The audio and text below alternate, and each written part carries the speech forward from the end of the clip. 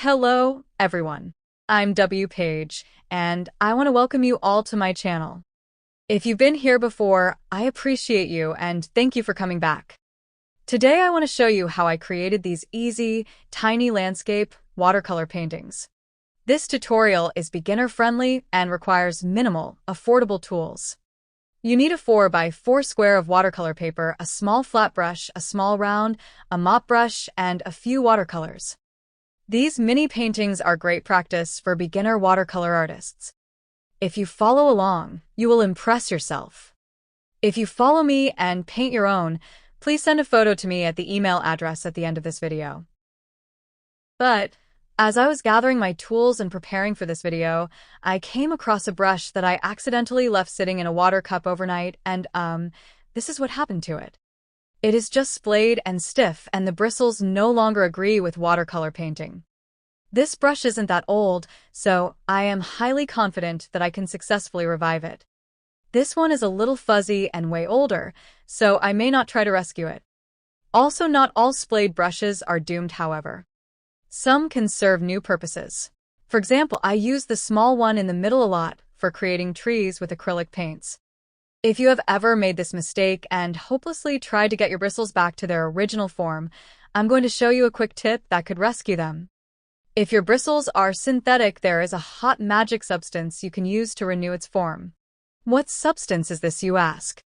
Boiling water. You can swirl the brush around on there for around 60 seconds.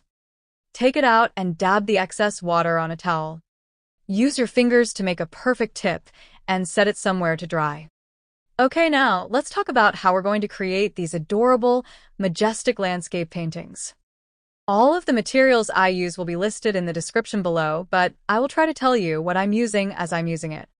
I found this really cute acrylic board at Dollar Tree, and I've taped my mini paintings to it, so I can pick it up and kind of coerce the water to go where I want. You'll see me do this often throughout this video. I'm taping a line for the horizon. Now I'm loading my mop brush with clean water and using the rim of my jar to drain the excess water. Then I'm dabbing my paper towel before applying it to the paper. You want to make sure your paper is saturated but avoid puddles. I'll let it absorb for a bit and talk about colors. I have a juicy blue, a darker blue, some juicy pink, and a juicy lavender to start.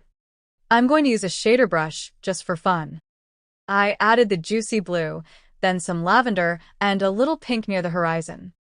If you sop up the water around the edges, it will help you avoid reactivating pigment that could otherwise make your colors muddy. Picking up the board and shifting it around will help blend the sky colors. I will come back to this one once it's completely dry. I'm doing the same steps on the second one. Only this time my colors will start out more saturated because I want a deeper sunset. Blue, then purple, and a more saturated pink. I'm picking up the board and just dropping in more pigment and water as it's blending. Okay, let's let that soak in a little while I show you how beautifully the boiling water trick worked. This brush is now almost as good as new. Moving back to our first painting. It's completely dry. I'm re-wetting the paper and soaking up the excess water. Using that same shader brush, I'm add some blue and lavender.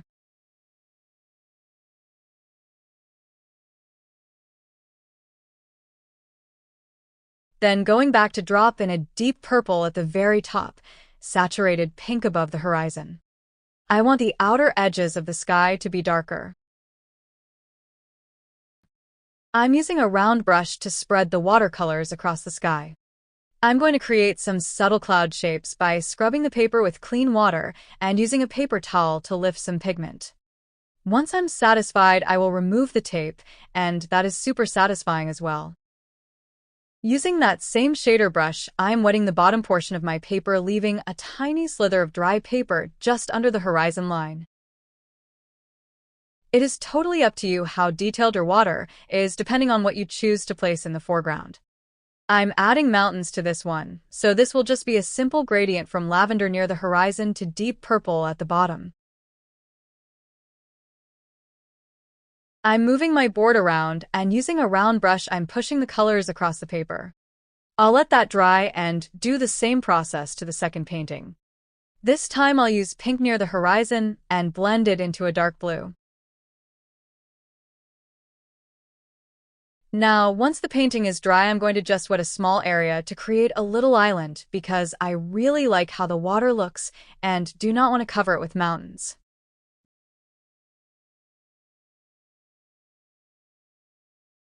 While it dries, we can use some deep purple to paint a mountain right over top the water with a fairly dry brush.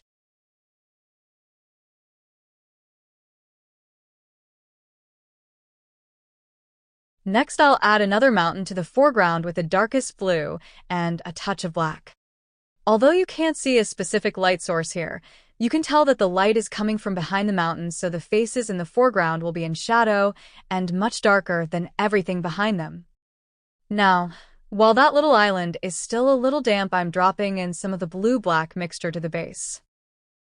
Once dry, I'm applying some clean water over the horizon line to soften it a bit. I added a little more lavender and saturated pink right beneath the horizon.